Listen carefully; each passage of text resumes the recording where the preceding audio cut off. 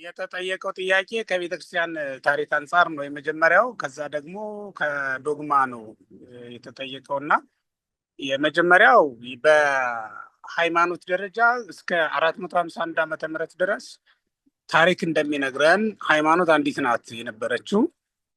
በመካከል የተነሱ መለያየቶች ከሐዋርያት ዘመን ጀምሮ መለያየቶች ነበሩ። ያ ማለት ልዩ ልዩ ትምህርት እንግዳ ትምህርት የሚያመጡ ሰዎች አልነበሩም ማለት አይደለም። ነገር ግን ለጊዜው በሐዋርያት ትምህርት በኋላም ደግሞ ሐዋርያውያን አበው የሚባሉት ከሐዋርያት ቀጥለው የሐዋርያትን እምነት የሐዋርያትን ትምህርት ይዘው የቀጠሉ አባቶቻችን ባደረጉት ጥረትና ባደረጉት ተጋድሎ ሃይማኖታችን ሳትከፈል ሳትነጣጠል አንድ ሆና ቤተክርስቲያናችን መቀጠል ትችላለች። 325 ዓመተ ምህረት ላይ ነው ኦርቶዶክስ ተዋህዶ የሚለውም ስም ይወጣ እንጂ ከዛ በፊት ይህን ስያሜ አልነበረም። ምክንያቱም ለቤተ ክርስቲያን የተሰጣ ስያሜ ወተሰሚው አርዲት በአንጾኪያ ክርስቲያን የሚለው ነው። የመጀመሪያው ደቀ መዛሙርት መባል ነበር ስማችን። በአንጾኪያ ግን በኋላ ላይ የተሰጠን ስያሜ ሁላችንም እንደምናውቀው በታሪክ ክርስቲያን መባል ብቻ ነው የነበረው እንጂ ከዚያ የተለየ ነገር አልነበረም። ከዚያ የተለየ ስም አልነበረም ማለት ነው እና እስከ 325 ዓመተ ምህረት ድረስ ይህ አልነበረም። 325 ዓመተ ምህረት ላይ ግን የአርዮስ መነሳት ብዙ አርዮሳውያንን ስለፈጠረ እና ከቤተክርስቲያን የተለዩ ብዙ መንጋዎች የተለዩ ሲመጡ ለመለየት እንዲመች ወይም ደግሞ አስተምሮውን ከሌሎቹ አስተምሮዎች የተለየ መሆኑን ለመግለጽ ምን አደረጉ አባቶቻችን? ይህን ስያሜ ሰጡ ማለት ነው። ኦርቶዶክስ ተዋህዶ የሚለውን ስያሜ ማለት ነው። ኦርቶዶክስ ይሄ ማለት ምንድነው? ርትዕት ሃይማኖት የሚለው ነው። በእኛ ኦርቶዶክስ የሚለውን በእኛ ቋንቋ ርትዕት ሃይማኖት ብለን ልንተረጉመው እንችላለን። የቀና መንገድ፣ የቀና ሃይማኖት፣ የቀና አስተሳሰብ የሚለውን ስያሜ ስለሆነ የሚሰጠን ማለት ነው እና እስከዚያ ድረስ እንዲሁ ቆይቶ ያኔ ለምን ይሄ ስም ወጣ ከተባለ አርዮስ በፈጠረው የተለየ አስተምሮ መሰረት ተከታዮቹም እጅግ ስለበዙ ነው። ያኔ የነበረው እንደ ቀላል ነገር የሚታይ አይደለም። ምክንያቱም በዘመኑ የነበረው አትናቴዎስ ምን ያህል መከራ እንደተቀበለበት ስለምናውቅ ሁላችንም ይህን በቀላሉ የምንመለከተው አይሆንም። ከዛ በፊት እንደተነሱት ጥቃቅኖች ጉዳይ ስላላዩትም ነው። የመጀመሪያው ዓለም አቀፍ ጉባኤም እንደሆነ ይታወቃል፣ የኒቅያ ጉባኤ እና ዓለም አቀፍ ጉባኤ እንዲጠራም አንዱ ምክንያት የሆነው ሁለት ምክንያት ነው። ዋና ምክንያቶች አሉ። አንደኛው ቤተክርስቲያን ገና ነፃነቷን ያወጀችበት ወይም በዘመነ ዲዮቅልጥያኖስ አልፎላት በኮንስታንቲኖስ ምክንያት በዓለም ደረጃ አዋጅ የተነገረላት ጊዜ ስለነበረ ለመጀመሪያ ጊዜ በነፃነት በመንግስታዊ መዋቅር ተደግፈው በነፃነት አባቶቻችን መወያየት የሚችሉበት ቀን ያ ቀን ስለነበረ ነው። ምክንያቱም 312 ላይ ነው እንግዲህ ዘመነ ሰማዕታት አበቃ ብለን የምናውቀው በታሪክ። ይሄ ደግሞ ጉባኤ የተደረገው ከአስራ ስንት ዓመት በኋላ እንደሆነ እንግዲህ እዩት፣ ወደ 17 ዓመት ገደማ ማለት ነው። ከ17 ዓመት በኋላ ይመስለኛል የተደረገው እና አንዱ ምክንያት እሱ ነው። ሁለተኛው ምክንያት ግን የአርዮስ ጉዳይ ቀላል ጉዳይ ስላልነበረ ነው። ብዙ ሀገሮችን ያካለለ ነበር ትምህርቱ እና ስም ማውጣትም ያስፈለገው ከዛ በኋላ ለዚህ ነው። ኦርቶዶክስ ተዋህዶ የሚለውን ስም እንግዲህ አወጣን። ተዋህዶ የሚለው እንኳን የኛ ሀገር ቋንቋ ነው እውነት ለመናገር፣ ምክንያቱም ይሄ ከእንትን በኋላ የወጣ ስም ስለሆነ ነው። ከ431 ዓመተ ምህረት በኋላ የወጣ ስያሜ ነው እንግዲህ። ምክንያቱም በዚያ ዘመን የነበረውን ክህደት ደግሞ ታውቁታላችሁ። የንስጥሮስ ክህደት ነበር ያኔ የነበረው እና ተዋህዶ የሚለውን ስያሜ እንድንሰጥ የሚያስገድደን የእሱ ትምህርት ነው።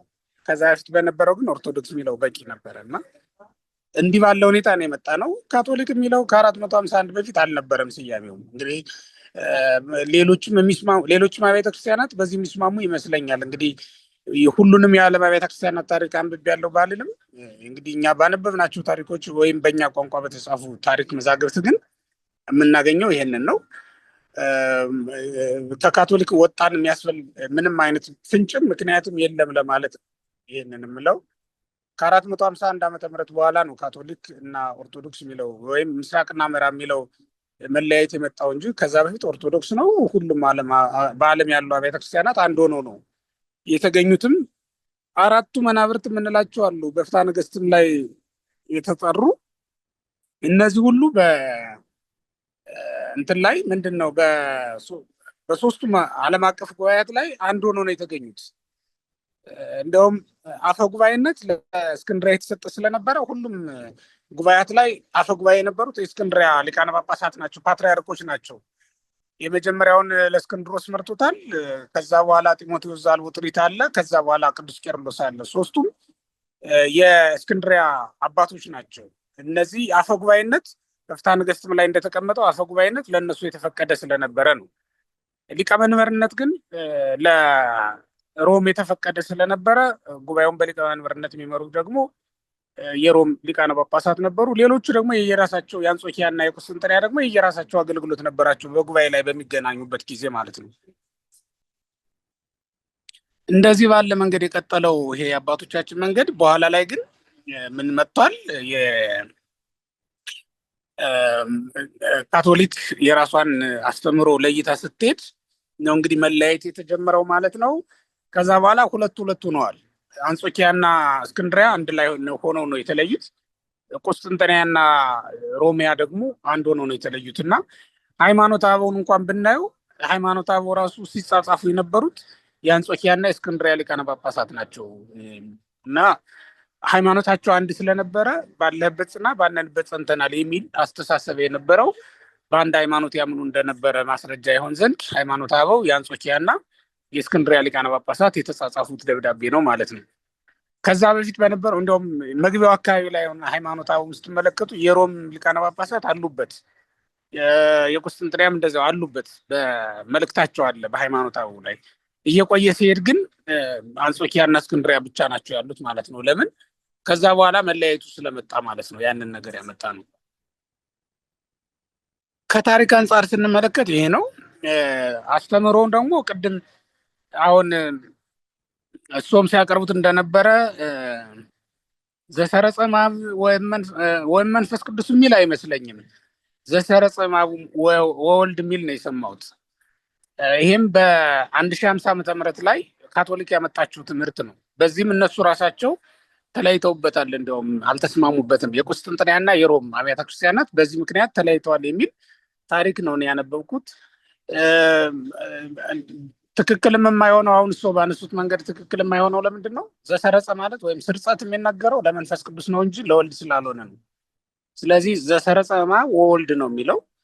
ከአብና ከወልድ ሰረጸ ብላ ነው ካቶሊክ ቤተክርስቲያን ታምናለች ተብሎ በታሪክ ያነበብ ነው። እኛ ደግሞ በጸሎት ሃይማኖት ላይ ዘሰረጸ እምአብ ብለን ነው የምናምነው። ይሄ ከጥንትም አባቶቻችን ያስተማሩን በመጽሐፍ ቅዱስም ተመዝግቦ የምናገኘው ይህንን ነው።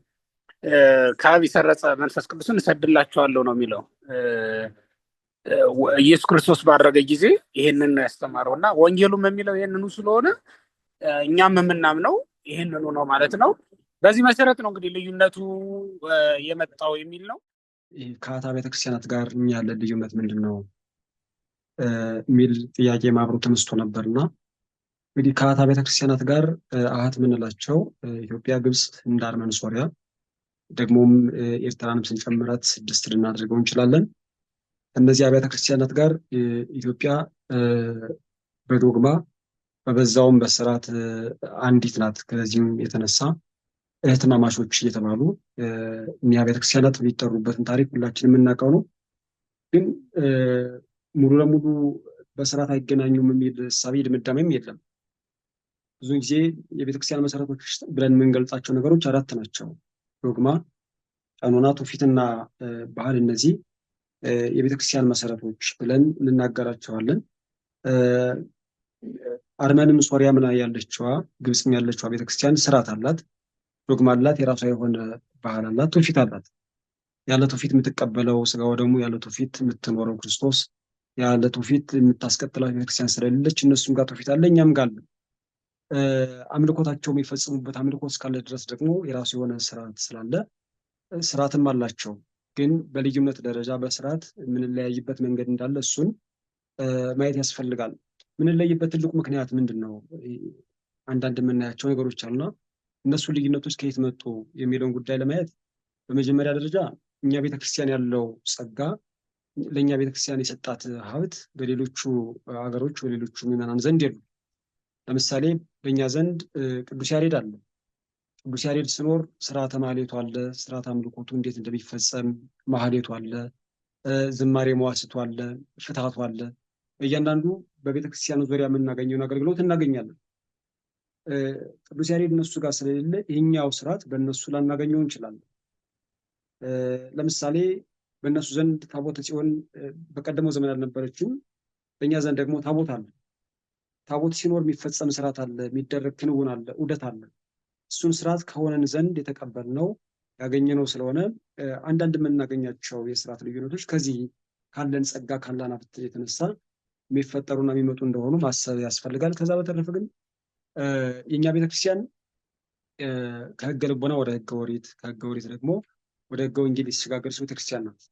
በዚህ ሽግግር ውስጥ የምትቀበለው ባህል የምትቀበለው ስርዓት ገንዘብ ያደረገችው ስርዓት አለና ያንን ስርዓት በትክክል ስላስቀጠለችው ዛሬም የሚጠመጥሙ ካህናትን በከበሮ የሚያገለግሉ አባቶችን በኦሪቱ መቅደስ ስርዓት ልክ የሚያደገድጉ ቤተ መቅደሱ ላይ የሚታዘዙ አገልጋዮችን በስፋት በብዛት እናገኛለን። ያን ማን አደረገ ከተባለ ግን በኦሪቱ ዘመን የነበረን ሰንሰለታዊ ጉዞ ስለነበረ ያኛው ሳይበጠስ የሚቀየረው እንደተቀይሮ ግን ባለበት ልክ እስካለ ድረስ ያኛውን ስንመለከት ጥልቂት የስርዓት ልዩነት ሊያመጣ ችሏል ማለት ነው። ከዛ በተረፈ ግን በስርዓት ልዩነት ስላለ በሃይማኖት አንድ ነን አንችልም ማለት ልዩነት አለ ልንል አንችልም።